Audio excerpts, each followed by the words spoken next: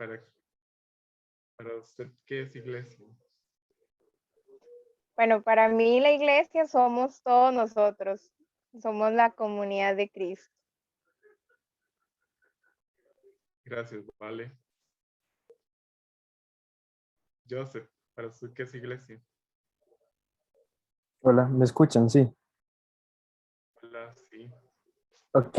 Sí, para mí la iglesia es todos los que somos llamados hijos de Dios, pero también somos aquellos que no son llamados hijos de Dios, pero a esos tenemos que llegarles. A eso es. Gracias, Joseph. Y vamos a escuchar a una última persona. Carol. Hola, hola amigos. Em, Carol. para mí, cuando pienso en iglesia, pienso en una palabra, en universalidad. Muy bien, muchas gracias. Ese me gustó. Bien, chicos, y es que ustedes, por lo que veo, están pero afilados. Ya, yo creo que hasta aquí llegó el tema. Chao, no, mentira. Eh, no, de verdad que todos lo dijeron muy bien. La iglesia somos todos nosotros. Somos hermanos, somos un mismo cuerpo. Y esto que dijo Carol me llamó mucho la atención, universalidad, porque muchas veces nosotros creemos que la iglesia nada más es mi grupo de RJ, la iglesia es mi parroquia, mi filial, es mi vicaría, no sé, pero no dimensionamos la iglesia como algo totalmente universal, que hay hermanos cristianos católicos en diferentes partes del mundo. Entonces, tenemos que tener o entender más bien que iglesia es todo eso. Y yo quiero contar aquí un testimonio que está fresquito, fue algo que pasó este fin de semana. Resulta que pues sí, ¿verdad? Yo reconozco que tengo una iglesia, que todos somos iglesia, que yo tengo una comunidad, que yo sirvo en el Ministerio Juvenil Sal y Luz, ¿verdad? Pero resulta que nosotros después de pandemia ya tenemos como un año de reunirnos presencial, para gloria de Dios, pero como que no arrancamos, como que estamos ahí todavía en el sí, a veces sí, a veces no, y como que no se puede vivir esa iglesia verdaderamente. Pues resulta que este fin de semana, eh, algunos de Sal y Luz estábamos en el retiro Seminario Vida en el Espíritu que hacían nuestros hermanos de Dulce Corazón. Dulce Corazón está en la parroquia San Isidro, nosotros estamos en la parroquia Lourdes y estamos como a 15 minutos unos de otros. Entonces, pues aprovechamos ese retiro. Y fue un momento muy rico, un momento donde verdaderamente, bueno, creo que a todos nos hacía falta. Y la cosa fue, para no extenderme tanto, que después teníamos en Sal y Luz asamblea. Entonces nos fuimos los de Sal y Luz para la asamblea, inclusive algunos de Dulce se fueron con nosotros y llegamos, bueno, también me faltó una parte. En mi parroquia hay misa de 5 de la tarde a 6 de la tarde. De 6 a 7 estamos nosotros con asamblea y de 7 a 8 está la misa de nuestros hermanos los catecúmenos. Y nosotros, o sea, es un horario full, pero nosotros no podemos empezar asamblea hasta que termine la misa, porque hacemos bulla, y tenemos que terminar antes de que empiecen los catecúmenos. Si vamos bien con esta parte, ¿sí me entendieron? O sea, tenemos una hora, pero así, exacta. ¿Y qué pasa? Ayer la misa se extendió demasiado y terminó a las 6:30. Entonces teníamos media hora para hacer la asamblea. Y nosotros dijimos, wow, ¿qué hacemos ahora? Así como entramos en un shock y, y dijimos, no, ya no se puede hacer lo que habíamos planeado. Entonces hagamos unas alabanzas y oremos nada más. Eso hicimos, chicos, pero fue un momento tan rico, fue un momento tan poderoso en comunidad, viviendo en iglesia. Y yo le decía a mi hermana, wow, Hilary, es que yo tengo 7 años de ir a Sal y Luz y yo creo que esta es la mejor asamblea que yo he vivido en todo este tiempo. O sea, en estos 7 años. Y entonces fue un momento muy power, pero también fue un momento como muy de hermandad, donde verdaderamente vivimos la iglesia, donde verdaderamente nos pudimos unir como comunidad, como amigos, como hermanos, pero sobre todo como iglesia. Entonces, pues eso, ¿verdad? Exhortarlos a que vivamos en comunidad, que vivamos como hijos de Dios, pero que vivamos como iglesia. Entonces, básicamente, la iglesia es todos nosotros, en términos más coloquiales. Pero ya en un término más específico, más técnico, la iglesia es el cuerpo de Cristo. Nosotros somos el cuerpo. ¿Y qué pasa, por ejemplo? Bueno, y Jesús es la cabeza. ¿Qué pasa si yo me pongo, o más bien, si un cuerpo no tiene un brazo? Le hace falta, ¿verdad? Tenemos una limitación. ¿Qué pasa si un cuerpo no tiene una pierna? Tenemos otra limitación. ¿Qué pasa si un cuerpo no tiene corazón? Ahí hay una limitación muy grande, ¿verdad? ¿Y qué es lo que sucede? Que cada uno de nosotros representamos una parte indispensable en ese cuerpo místico de Jesús, que somos la iglesia. Resulta que RJF no sería lo mismo sin Kevin. Resulta que, vamos a ver, Ures Caín no sería lo mismo sin Carol.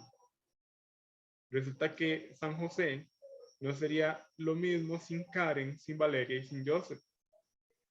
Cada uno de nosotros tenemos un rol indispensable en la iglesia que otra persona no puede llegar a llenar. O sea, si yo me voy en este momento de sal y luz, todo bien, ¿verdad? Llegará otra persona, pero esa persona que llegará no tiene las mismas cualidades que tengo yo. Si Sol se va se me olvidó el grupo de J de Sol, se me fue, perdón. Si Sol se va, llegará otra persona también. Supercarga, superpower, pero no va a tener los mismos carismas que tiene Sol. Entonces, en el cuerpo, cada uno de nosotros somos indispensables. Ahora, ¿qué es lo que pasa también? Este cuerpo crea una doctrina. Una doctrina es como los lineamientos, como en lo que nosotros creemos. Y bueno, ahorita vamos a profundizar en esto. Pero básicamente esta doctrina son la palabra de Dios más algunas cosas que ahorita vamos a ver. Tiene sacramentos también que nos ayudan a crecer en la fe, que son indispensables y que cada uno de nosotros debemos vivir, cada uno en su momento, ¿verdad? Y otra cosa indispensable que tiene la iglesia es una jerarquía. La jerarquía eclesial, pues el Papa, cardenales, obispos, sacerdotes, religiosos, laicos. Esa es la jerarquía. Entonces, eso es indispensable también que nosotros la comprendamos, ¿verdad? Que esta jerarquía es para mantener un orden y que cada uno de los miembros tiene una función o se le delega una función en particular. No es lo mismo, por ejemplo, un cardenal que un sacerdote. Vamos a ver, si se entiende bien, si se comprende la función de un cardenal, por ejemplo. ¿Está claro? ¿Alguno tiene alguna duda de eso?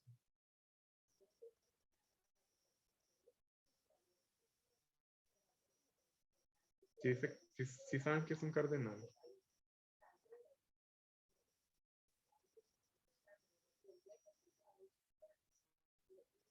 Sí. ¿O no?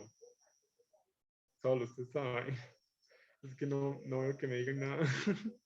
Perdón. Bueno, yo estaba genial. Por allí Joseph vi que puso como la mano, ¿ah? Para arriba, entonces creo que por ahí Joseph sí sabe, o al menos tiene un leve conocimiento. Creo que más o menos, cumpliendo su función, digamos. Bueno, perfecto. Voy a decirlo rápidamente. José, yo prefiero que me lo vuelva a explicar porque siempre me enredo. Bueno, está bien. Los cardenales son designados por el Papa. Los cardenales sí, son como, bueno, el obispo de la diócesis de Alajuela va a ser cardenal. Un ejemplo, ¿verdad? Pero es que él no nombra a cualquier obispo como cardenal. ¿A quién en particular nombra? Nombra a los obispos de las regiones del mundo donde está siendo, o donde el cristianismo tiene un problema social, por ejemplo, donde hayan problemas sociales, donde haya persecuciones. ¿Por qué en Costa Rica no hay cardenales? Porque básicamente nosotros vivimos en un ambiente libre de violencia, entre comillas, ¿verdad? Entendiéndose que no tenemos ejército. Porque hay situaciones más convulsas en otros lugares del mundo, en otras regiones, entonces Costa Rica no merita tener cardenal. En el caso contrario, como en Nicaragua, que sí hay un cardenal que se llama Leopoldo, no me acuerdo el apellido. Entonces, básicamente esa es como la designación. ¿Cuál es la misión? Ellos, los cardenales, son los encargados, bueno, son como la mano derecha del Papa, pero también son los encargados de reunirse en el cónclave cuando el Papa muere. Y ellos en oración, en discernimiento, votan por quién va a ser el próximo Papa, bajo el impulso del Espíritu. Entonces, básicamente es eso. Entonces les decía, chicos, no es la misma función que tiene un cardenal a la que tiene un laico o a la que tiene un religioso. Cada uno tiene funciones específicas. Entonces, básicamente eso es como el concepto de iglesia. Tenemos el concepto que va en dos dimensiones, que es uno más social, más coloquial, perdón, que es como entendiéndose que somos todos nosotros, pero también uno más técnico, que es el cuerpo de Cristo, que crea una doctrina, que tiene una jerarquía, que tiene sacramentos y listo. El segundo concepto que vamos a aprender el día de hoy es verdad revelada. ¿Y qué es esa verdad revelada? La verdad revelada es todo aquello que el Señor inspira a los profetas en el Antiguo Testamento. Si nosotros nos vamos a la palabra de Dios, nosotros vemos muchas profecías. Por ejemplo, una que a mí me encanta está tomada de Isaías, si no me equivoco, es en el capítulo 53, donde donde el Señor le inspira a Isaías la muerte de Jesús. También a Isaías el Señor le inspira el nacimiento de Jesús, en el capítulo 7, si no me equivoco. Pero bueno, entonces la verdad revelada es todo eso que el Señor le inspira a los profetas y que se va transmitiendo de generación en generación hasta las primeras comunidades cristianas. Entonces, en otras palabras, verdad revelada, la palabra de Dios. Y eso es importante comprenderlo, que si bien es cierto, fue inspirada en un lapso de tiempo de largo plazo, también nosotros todavía la tenemos a mano y se actualiza día con día, porque habla según nuestra necesidad, porque el Señor habla según la coyuntura histórica o social, y porque habla según lo que el pueblo necesita. Entonces, esa verdad revelada no quiere decir que nada más fue lo que Dios le dijo a Isaías, lo que le dijo a Jeremías, lo que le dijo a todos los profetas y listo, ya quedó ahí, sino que esa verdad se va actualizando hasta llegar a nuestros días y es algo que seguirá en continua actualización según el tiempo. Vamos a ver. ¿Sí quedó como claro eso? Sí. Bueno, el tercer concepto que vamos a ver es la promesa que Jesús le hace a Pedro. ¿Alguno sabe cuál es esa promesa? Sí, vale, ¿cuál es? Bueno, pero estoy confusa ahora. Es que ando No medio pasa dormida, nada. chiquillos, perdón. Sobre la iglesia, ¿verdad? Que le dice, tú eres Pedro y sobre esta piedra edificaré mi iglesia.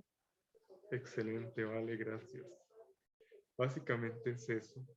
Muchas veces nosotros hemos escuchado que Pedro es el primer papa, pero es por eso mismo que acaba de decir Vale, porque es el mismo Jesús quien instaura en Pedro el papado. Y para eso vamos a leer Mateo 16, 18. Entonces yo los invito a que si por ahí tienen la palabra de Dios, puedan abrirla en Mateo 16, 18. Y dice así, Vale lo dijo hasta con la cita bíblica y todo. Dice así, y ahora yo te digo, tú eres Pedro, o sea, piedra, y sobre esta piedra edificaré mi iglesia. Los poderes de la muerte jamás la podrán vencer. Palabra del Señor, gloria a ti, Señor Jesús.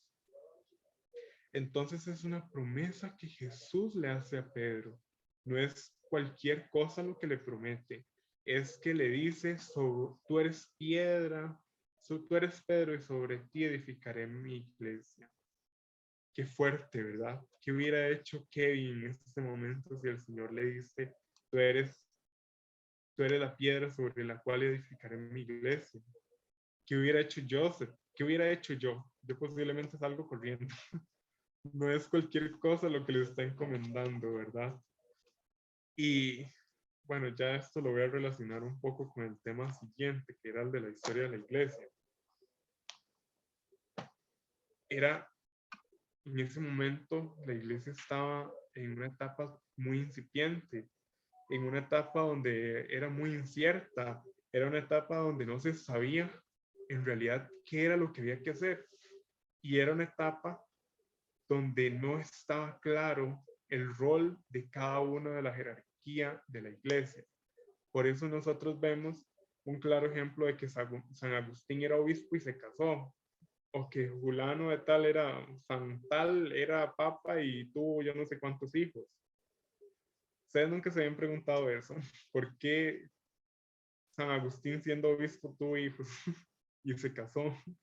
Yo sí me lo preguntaba hasta que llegué al curso de historia medieval y lo entendí. Que en ese momento no existía o no estaba claro el rol. Entonces se casaban los sacerdotes, se casaban los papas, se casaban los obispos. Entonces era una tarea sumamente complicada la que recibió Pedro. Tenía que empezar a definir las bases de la iglesia, tenía que empezar a definir el rol de cada uno de los miembros, tenía sobre todo que mover el proceso de evangelización, mandar a Pablo, mandar a todos los apóstoles, a los discípulos a predicar a Roma, por ejemplo, que era algo sumamente complicado. Entonces es algo bastante complejo. Esa promesa que Jesús le hace a Pedro es algo que, por ejemplo, yo no lo hubiera aceptado, posiblemente, ¿verdad? Luego que muere Pedro, viene una secuencia ininterrumpida de papas, de sucesores, que se encuentra hasta la fecha, con el Papa Francisco. Entonces, básicamente estamos por ahí. Vamos con el magisterio de la iglesia, el otro concepto. Chicos, no sé, tal vez antes de seguir, no sé si va quedando claro. Es que yo le decía a Kevin ayer que este tema es como muy conceptual, que es como, no sé, cuando uno iba al cole o algo así. Si está quedando claro. Si algo no lo entienden, por favor, me lo hacen saber. Y si yo no sé la respuesta, pues me comprometo a buscarla y hacérsela llegar. ¿Está claro? Sí. Bueno, y de verdad que cuando algo no entienden, porfa, pregunten. Les dije que íbamos con magisterio de la iglesia, ¿verdad? Ok, perfecto. Magisterio de la iglesia es básicamente lo mismo que doctrina. Entonces, ¿qué es eso? Es la totalidad de la verdad revelada. Acabamos de ver la verdad revelada. ¿Alguno se acuerda qué era eso? Perdón que haga tantas preguntas, pero es como para no hablar yo solo. O solamente yo, más bien. ¿Qué era la verdad revelada? Sophie, ¿se acuerda?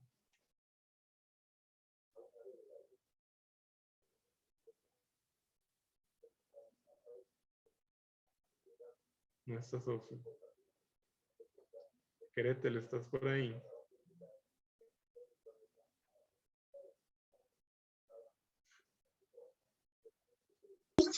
Sí, no recuerdo muy bien si era la palabra de Dios o la visión de Dios, es que no recuerdo muy bien. Muy bien. Sí, lo primero que dijo era la palabra de Dios. Bueno, aquí también me hizo falta algo. La palabra de Dios, ¿verdad? Recordemos que eran como libros separados. Entonces, después fue que el concilio de Nicea, ay, no me acuerdo ahorita, el concilio de Trento o en el de Nicea, uno de esos dos fue donde se recopiló la Biblia. Pero la verdad revelada es básicamente lo que dijo Gretel. Es la palabra de Dios, es la Biblia, es lo que el Señor nos dice aquí, es lo que Dios nos dice que está bien y lo que no está bien. Son los 10 mandamientos.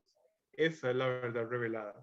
Entonces, esto, que no tiene tapas mi Biblia, pero es la palabra de Dios, es la totalidad de la verdad revelada, que es indispensable para todo cristiano, que es la iglesia, que es indispensable para usted y para mí. Entonces, es parte del magisterio, pero no lo es todo. Es lo más importante, pero hay otras cosas que lo complementan. ¿Qué lo complementa? Cosas que se infieren, cosas que tal vez no son bíblicas, pero que son aciertos. Y no es que a mí se me ocurrió decir que el color rojo es el que deben tener los sacerdotes el día de Pentecostés. No. O porque a Sol se le ocurrió, no sé, que la corona de Adviento hay que ponerla en Adviento. No. Eso si bien es cierto, no es bíblico, pero son cosas que se infieren. Y como les decía, no es que cualquiera de nosotros se le ocurrió y listo, sino que los teólogos, con el paso de los años, han ido descubriendo cosas y estos descubrimientos la iglesia los ha cogido. Entonces, este magisterio está conformado básicamente por dos cosas: la totalidad de la verdad revelada y también las enseñanzas de la iglesia, que son todas estas cosas que han sido acogidas por los teólogos, por los sacerdotes, por el Papa y toda la jerarquía. Por ejemplo, ahora que digo corona de Adviento, ¿por qué se pone la corona de Adviento? ¿Alguna vez nos hemos preguntado eso? Yo es que soy muy sapo, seguro, muy curioso, y yo sí me he preguntado, pero la corona es un círculo, y si bien es cierto, un círculo no tiene ni principio ni fin. Entonces la corona representa que el amor de Dios no tiene ni principio ni fin.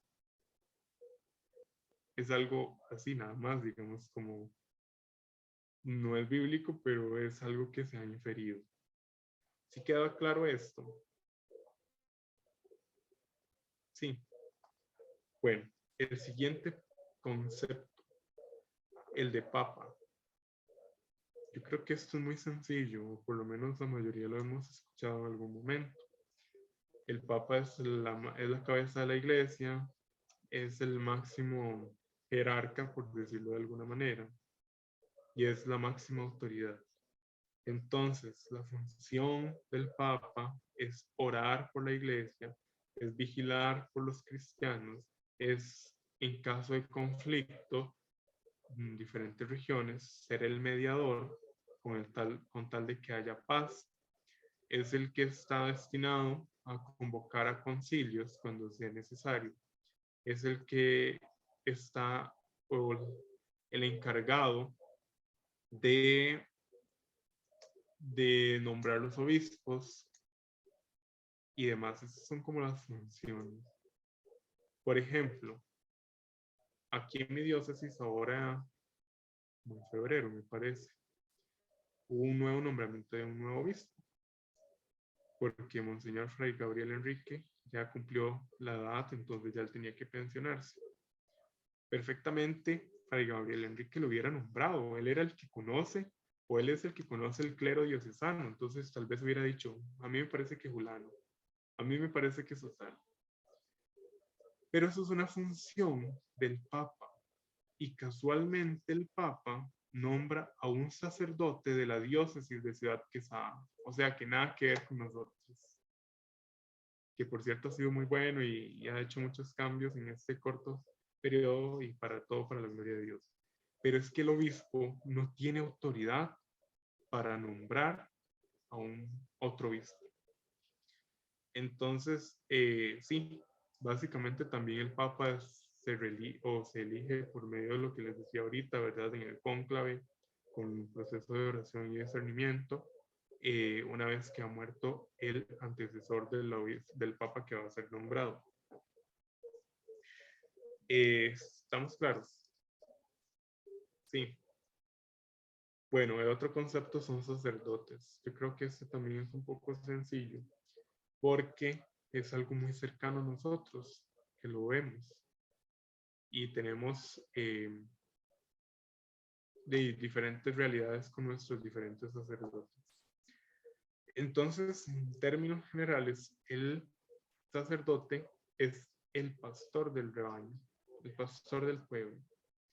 ¿Y por qué es que están los sacerdotes? Pues es muy sencillo.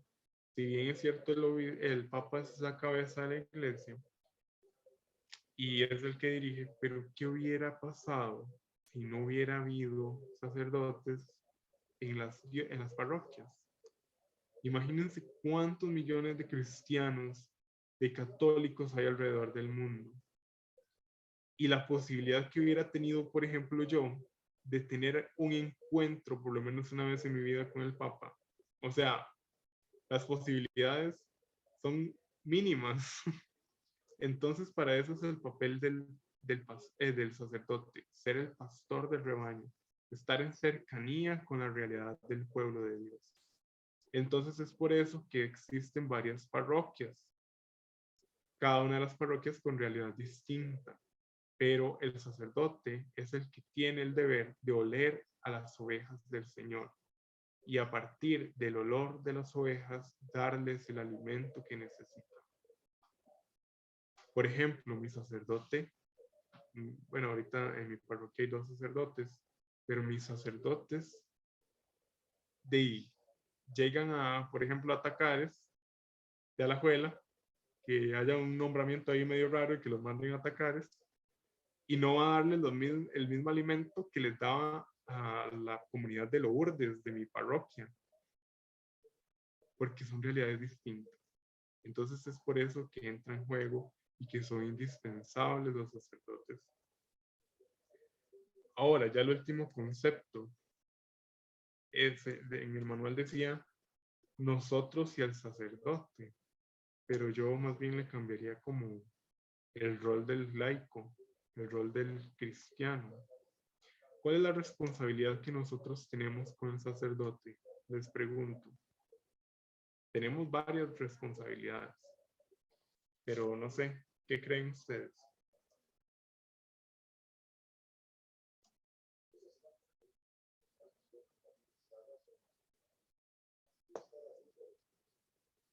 ¿Cuál es la responsabilidad que tiene Valeria con su sacerdote?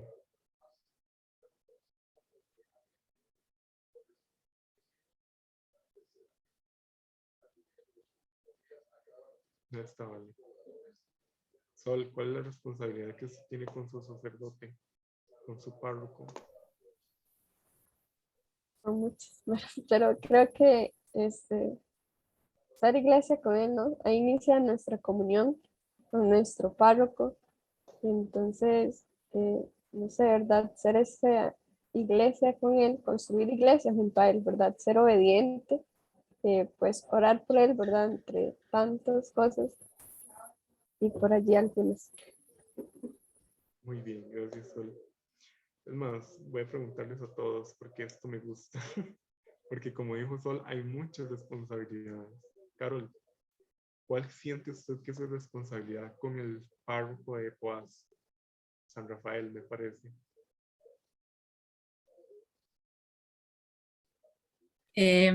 Yo iba a decir justo una palabra que dijo Sol y para mí son todas las responsabilidades: obediencia, cercanía, comunicación, pero creo que lo encerraría todo en obediencia. Muy bien, gracias, Karen. Karen, Para mí también es obediencia y hacer las cosas con amor, porque para nosotros no es un secreto que a veces por ser joven, ¿verdad? Nos delegan siempre como lo más feo o lo que se desciende en otros movimientos. Entonces, el ser obediente, pero digamos, a partir de esa obediencia, también hacer las cosas con amor y recordar que mi párroco también es un ser humano. gracias. Vamos a ver aquí qué puso Vale. Dice que es que no puede hablar, pero que considero que mi responsabilidad es como una guía para nosotros, entonces escucharlo, trabajar en conjunto por el mismo objetivo y obediencia también. Muy bien, gracias, Vale. Vamos a ver, Kevin.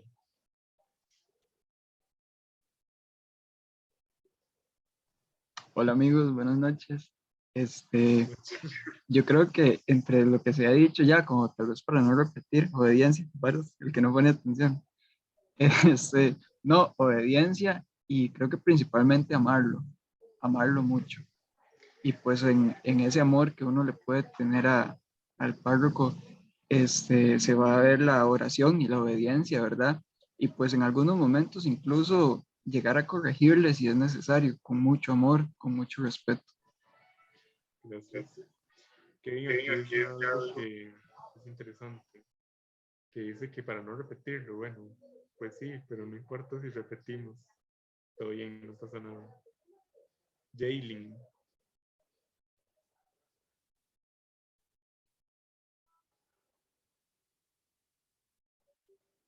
¿estás por ahí? Sí, aquí estoy. Es que se me corta un poquito, entonces si me pudiera repetir la pregunta. Sí, está bien. ¿Cuál cree usted que es su responsabilidad con su sacerdote? Creo como la mayoría lo han indicado, creo que es la obediencia, también aceptar o tomar con todo el cariño y amor, si nos tienen que corregir o si también tenemos que decirle algo a alguien, darle un consejo o decirle algo, pues también hacerlo de la manera correcta, tener ese amor y ese respeto hacia ellos también. Gracias. Joseph.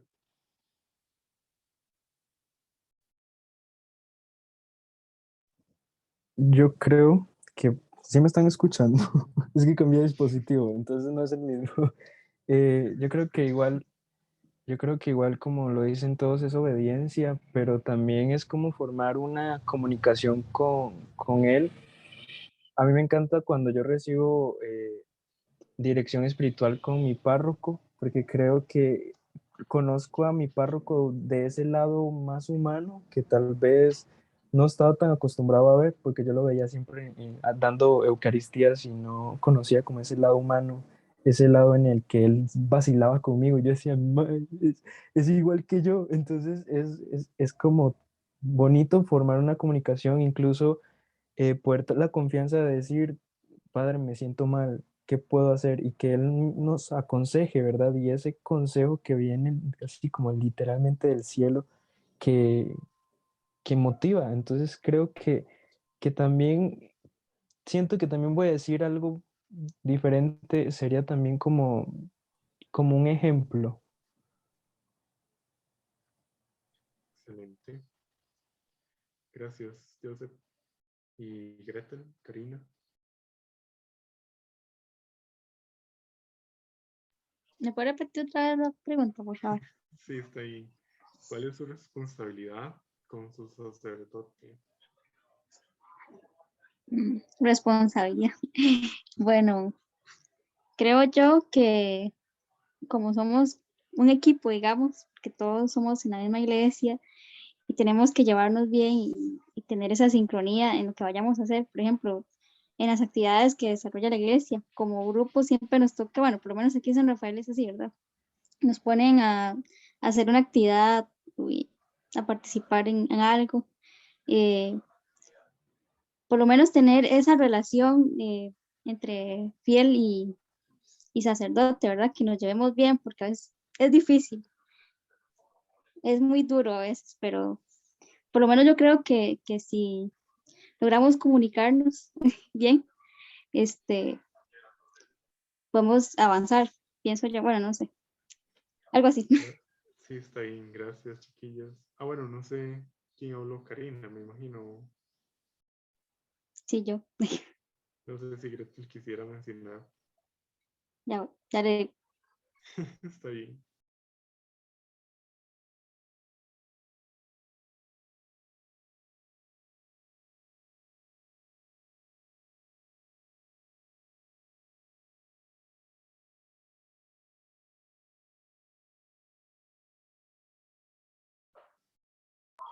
Y como Karina decía, comunicación y creo que también respeto.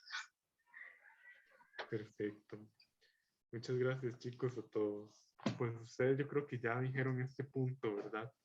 Pero bueno, algo que me llamó mucho la atención y que casi que en todos los casos lo mencionaron es la obediencia. ¿Y por qué la obediencia? Porque Él es nuestro pastor. Entonces nosotros debemos acoger las directrices de nuestro pastor como ovejas que somos. Otra cosa que es un deber de nosotros es acoger las correcciones. Porque muchas veces nosotros creemos que el pastor nada más guía, pero el pastor está en el deber y en el derecho de corregir a sus ovejas. Y muchas veces nosotros decimos, ay, es que aquel sacerdote que a mí me cae súper mal, que es súper amargado y aquí que allá porque me dijo tal cosa y no me gustó. Posiblemente tal vez no lo dijo con amor, pero él estaba cumpliendo con su obligación como pastor. Nosotros tenemos que ser dóciles a las correcciones. Ojalá sean correcciones fraternas. Amor, también lo mencionaron por ahí. Debemos amar a nuestro pastor.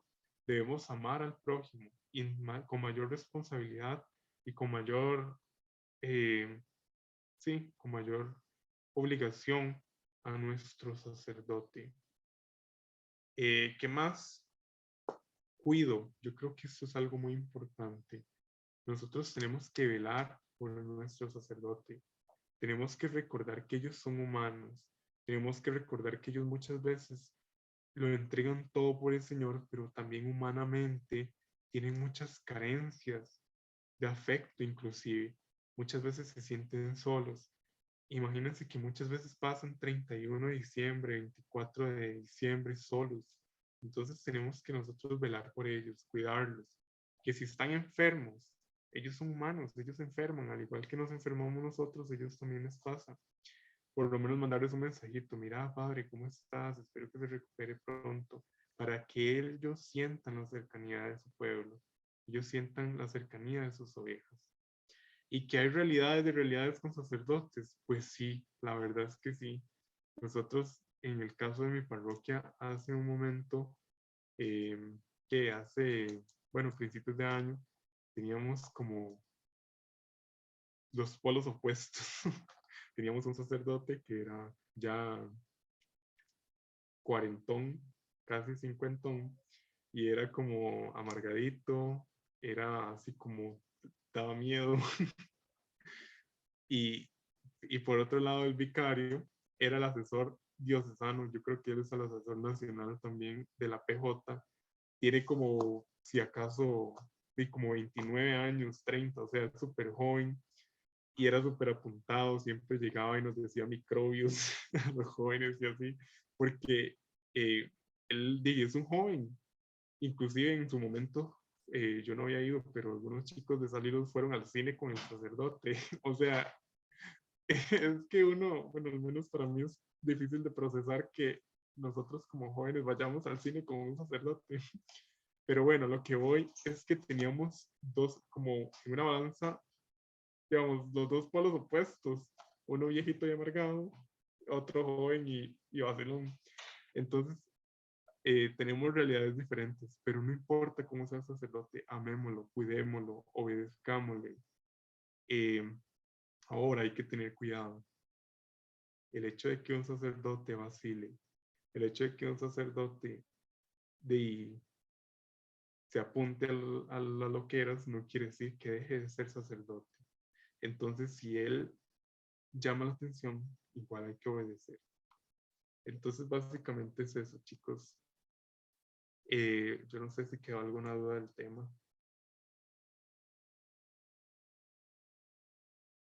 Si quedó todo claro.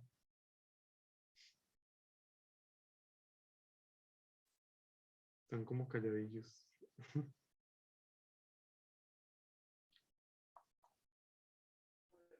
Bueno, yo quisiera compartir algo.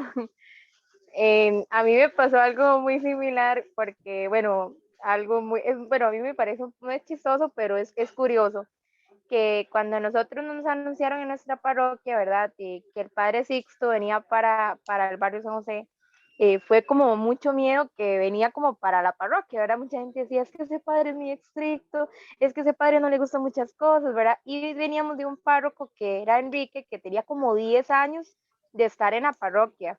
Entonces, ¿verdad? Era un cambio muy, muy diferente que íbamos a vivir. Y ya cuando el padre se empezó a incorporar, ¿verdad? En nuestra parroquia y demás, obviamente él en lo que es, ¿verdad? De la Eucaristía y demás, él, o sea, él de verdad es así como que se lo respeta totalmente, ¿verdad? Es muy estricto y no es como para uno enojarse, ¿verdad? De que, o sea, es que de verdad se tiene que tomar en serio la Eucaristía y demás. Entonces mucha gente no le gustaba y habían comentarios, ¿verdad? Y a veces con los jóvenes, ¿verdad? Tal vez nos regañaban hasta con la música, y porque ahí nosotros somos pastoral y renovación y hay muchos pastorales y a veces esas musiquillas evangélicas que ponían y así, y entonces a él a veces ahí nos pagaba las regañadillas, ¿verdad? Pero resulta que en un momento de mi vida yo necesitaba una guía espiritual y a mí me daba miedo, chiquillos. Yo decía, este padre me va a regañar, me va a pegar unas regañadas del año, ¿verdad? Cuando yo vaya, ¿verdad? Y un día yo le pregunté solo así por preguntarle. Y le digo yo, padre, es que usted está dando consejería, claro, ¿para cuándo la apunto? Y yo, no, no, es que era solo para preguntarle, ¿verdad? Y resulta que en un momento estaba pasando una situación en mi noviazgo y demás, y yo le escribí a él en la noche, así literal como a las 9, 8 de la noche, y yo, padre, necesito la consejería. Y chiquillos, no dudo en decirme, venga mañana a la hora que usted me pueda y yo la atiendo. Vieras como yo llegué a la oficina parroquial, había puras señoras, ¿verdad? Y así, y yo estaba súper nerviosa, me temblaban las manos y yo súper fría, ¿verdad? Y ahí en la parroquia hay como, digamos, hay como una tipo, como una oficina, pero es como una salita, digamos, se cierran unas puertas y no se escucha nada, ¿verdad? Porque ahí él mismo tiene para confesar y, ¿verdad? Bueno, antes, para dar consejería y demás. Y ya, ¿verdad? Me siente, me dice, hábleme, ¿verdad? Diga, la voy a escuchar, ¿verdad? Entonces ya yo le empiezo a contar, ¿verdad? De todo lo que estaba pasando. Yo llevaba dudas existenciales también, ¿verdad? Estaba pasando situaciones con jóvenes, ¿verdad? Y demás, con esos asuntos del aborto y demás, ¿verdad? Yo venía, pero así, ¿verdad? Con una lista para preguntarle todo. Y resulta que yo le decía, padre, es que a mí me da miedo. A mí me da miedo venir a hablar con usted y que usted me iba a regañar, o sea, me conoce. Cuando me vea con los jóvenes, usted va a ver mis pecados. Le decía yo, y usted me va a ver ahí, ¿verdad? Y yo me voy a sentir así todo. Y entonces él me decía que no, que es algo que ellos, ¿verdad? Como sacerdotes y demás. Y la guía, ¿verdad? Como él me escuchó, obviamente me regañó de una manera, ¿verdad? No me regañó, pero me aconsejó. Y, ¿verdad? De manera personal, él se paró y de manera, ¿verdad? De grupos, porque ya también llevaba consultas sobre la parroquia, ¿verdad? De los grupos de jóvenes de nosotros. Él habló de una manera diferente. Y vieras que después de ahí yo le agarré un aprecio muy grande. Fue muy triste cuando se fue a la parroquia, pero yo quería compartirles eso, ustedes no saben el susto que yo tenía, hasta a mí me dio risa porque ese día lloré como una, o sea, como si fuera mi amigo de años, ¿verdad? Y a mí me da risa porque él me dio hasta unas toallitas que tenía ahí de esos Kleenex y me decía, tome mi chiquita, era ya, yo decía, padre, es que yo le decía, es que yo creí que usted me iba a hablar más feo y me decía, no, no, no, pero y fue muy,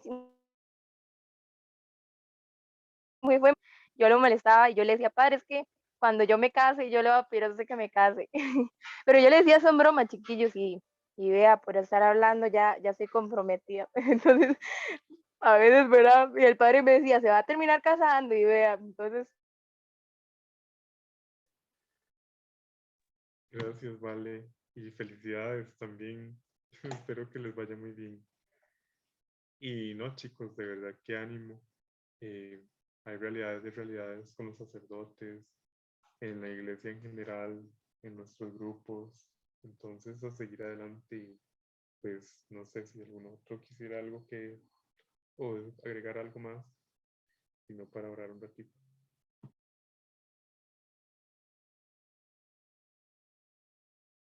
El espacio queda abierto.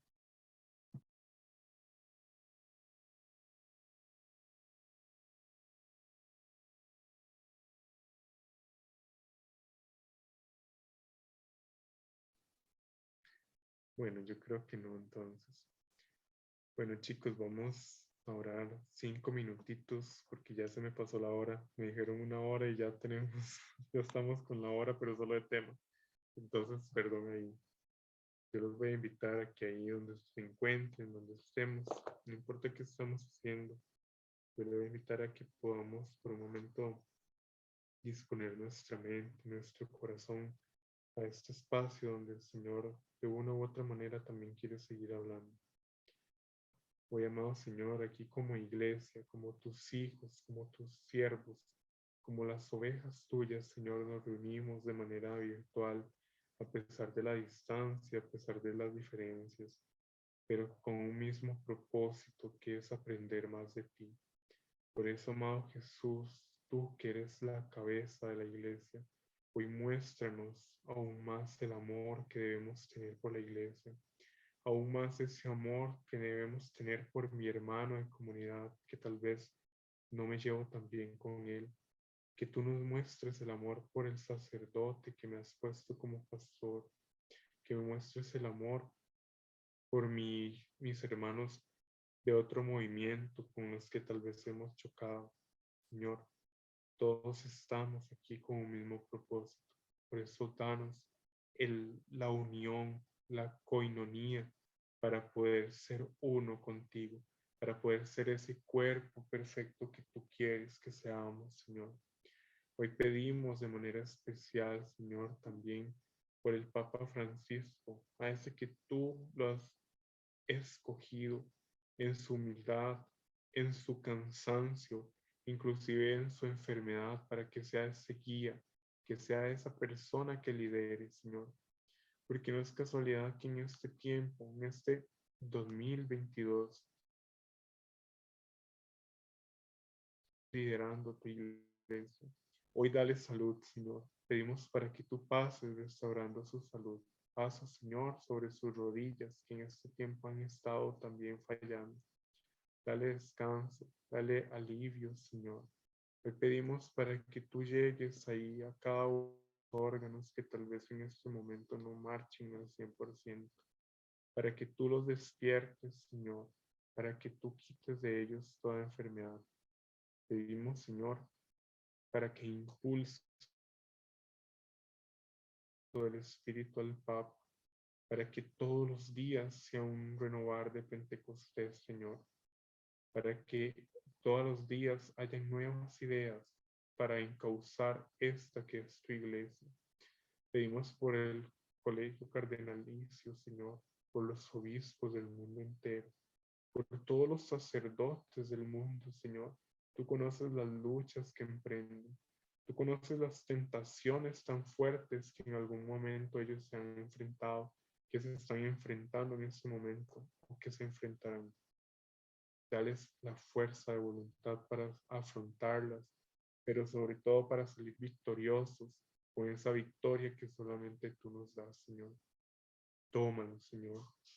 Impúlsalos en ese momento que están débiles, Señor, Eso, en ese momento en el cual están enfermos, tú dales salud. Te pedimos también por todos los religiosos, que sabes que muchos son esos bastiones de fe, esos pilares que sostienen. Por eso anímalos. Si están en desánimo, Señor, tú ven con el fuego de tu espíritu a animarlos, a guiarlos, a dirigirlos. Señor, y a nosotros te pedimos también, como laicos que somos, que nos impulses, que nos motives. Tú conoces la realidad de Sol, de Carol, de Valeria, de Karen, de Kevin, de Gretel, Karina, Jane, de Joseph, del resto de servidores de la diócesis de La Pela, Señor. Por eso te pedimos que tú envíes un nuevo Pentecostés a cada uno, un Pentecostés personal que venga a tomar el control de nuestra vida desde nuestra realidad, Señor. Toma e impulsa, quema, Señor, y con ese fuego quita de nosotros todo el frío, todo ese hielo que inclusive hemos estado cargando desde la pandemia, Señor. Caliéntanos con ese fuego inextinguible de tu espíritu. Impúlsanos, Señor, porque tú sabes que esta bendita corriente de gracia de la renovación juvenil de la diócesis de Alajuela sostiene a muchos jóvenes dentro de la iglesia, Señor. Por eso levanta esta renovación, levanta la Secretaría Diocesana de Alajuela. Y yo te invito a que ahí por un momento puedas empezar a orar por la renovación juvenil de Alajuela. Yo no conozco la realidad de la diócesis, pero sí sé que hay un Dios que conoce la realidad. Por eso toma, Señor, a Valeria, a Nicole, que están ahí en la cabeza de esta diócesis, para que tú las impulses desde sabiduría, desde proyección profética, para poder llevar lo que la comunidad, lo que la diócesis necesita. Toma, Señor, los ministerios diocesanos a intercesión. Toma, Señor, a formación, a comunicación, a noviazgos, a renovarte. Y a cada uno de los ministerios, comunicación, para que puedan seguir evangelizando con ese fuego, con ese ardor que proviene de ti, Señor. Trae nuevos integrantes, trae nuevas personas, Señor. Trae también un fuego nuevo a Tacares, a las RJ de Grecia, a Jures Caim, a San José, a San Ramón, a cada uno de los grupos de esta diócesis, Señor, y que en estos grupos también haya inquietud de multiplicar esa semilla, ese fuego a más jóvenes y a más parroquias. Y todo esto, Señor, te lo pedimos por tu Hijo que vive y reina por los siglos de los siglos. Amén. Chicos, hasta aquí quedo yo. Muchas gracias por la invitación. Muchas gracias por esta noche, por estar con nosotros. Sí.